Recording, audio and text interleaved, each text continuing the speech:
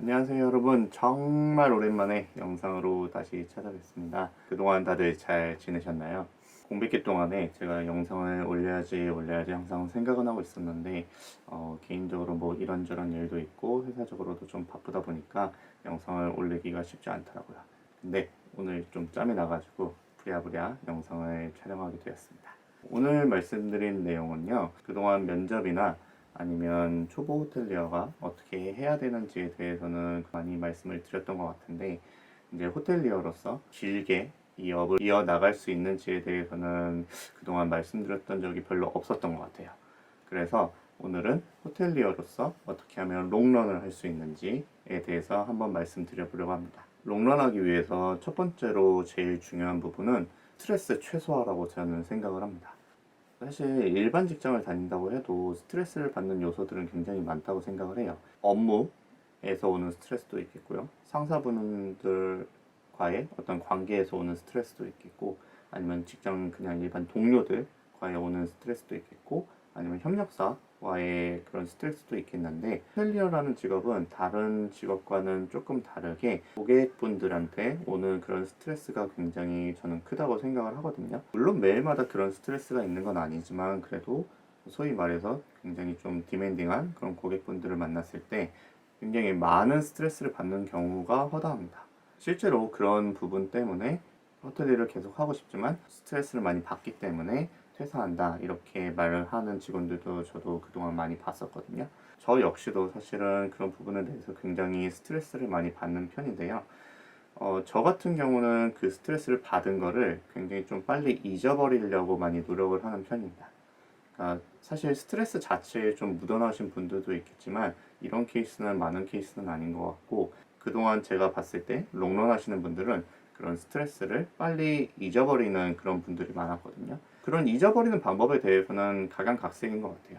술을 좋아하시는 분들은 술 한잔 하시면서 스트레스를 날려버리시는 분들도 있고, 뭐 저 같은 경우는 그렇게까지 술을 잘 하지 못하기 때문에 운동이나 독서 같은 걸로 스트레스를 많이 날려버리는 방법도 있고요. 아니면 뭐 친구들과의 만남을 통해서 이런 스트레스를 날려버리는 경우도 있고, 그렇기 때문에 본인의 고유의 방식을 통해서 이 많은 스트레스를 받았을 때 이 스트레스를 다 삭제시켜버리고 그 다음에 새로운 기분으로 다시 일할 수 있는지 없는지가 호텔리어로서 롱런을 할 수 있는 가장 중요한 요소 중에 하나라고 생각합니다.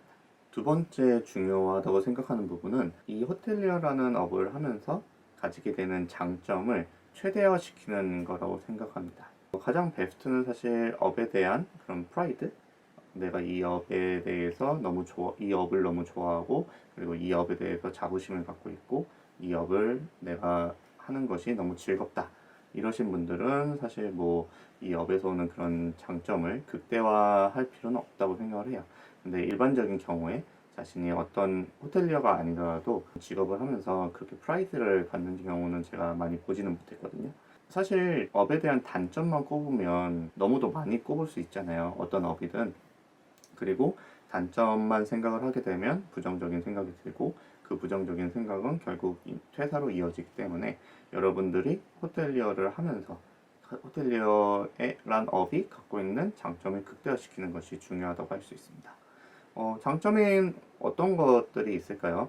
저 같은 경우는 사실 어, 좀 얼마 전부터 이제 주식에 대해서 굉장히 많이 공부를 하고 있는데, 그 공부를 하는 것을 이제 좀 적용시키기가 용이하다고 생각을 해요. 왜냐면 일반 직장 같은 경우는 9 to 6에 월요일부터 금요일까지 일을 하기 때문에 주식에 대해서 물론 자기가 사고 팔고는 할 수 있지만 그런 거에 대해서 좀 면밀하게 장이 열렸을 때 보기가 많이 힘들잖아요. 근데 호텔리어 같은 경우는 어쨌든 간 3교대를 하고 있는 직업이기 때문에 뭐 본인이 야간에 들어가면 정말 야간 끝나고 주식장이 열렸을 때 면밀하게 이렇게 주식을 볼 수도 있겠고, 아니면 야간 쪽 아니더라고 하더라도 뭐 오후 쪽인 경우에 혹은 주중 휴무인 경우에 주식장 자체를 면밀하게 볼 수 있다는 장점이 있을 수 있겠죠. 이건 뭐 저의 케이스고, 다른 분들 같은 경우는 뭐 주중에 싼 값으로 해외여행을 간다든지, 주중에 직원가로 호텔을 이용한다든지, 아니면 호텔에는 아무래도 외국인 분들이 많기 때문에 내가 어학에 대해서 굉장히 관심이 많은데 영어나 제2외국어를 공부해서 이게 현장에서 적용을 하면서 나의 어학 실력을 늘려간다든지, 이 업을 선택함으로써 가질 수 있는 장점들을 여러분들이 많게는 아닌데 하나 이상 정도는 가져야지 이 업을 선택한 거에 대해서 후회하지 않는 호텔리어 생활을 할 수 있다고 저는 생각을 합니다. 롱런의 요소로 마지막으로 강조드리고 싶은 부분은 건강관리입니다.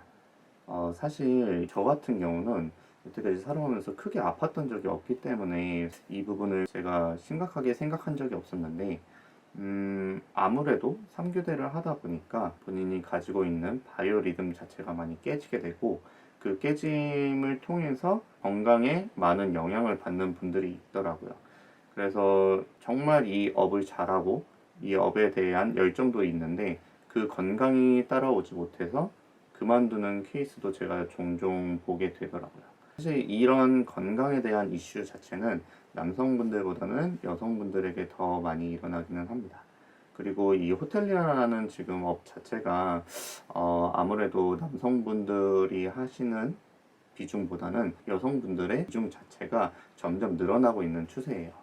그래서 지금 여러분이 건강하다고 하더라도 사실 이 건강이란 게 꾸준히 관리하지 않으면 한순간에 이렇게 될 수도 있다고 생각을 합니다.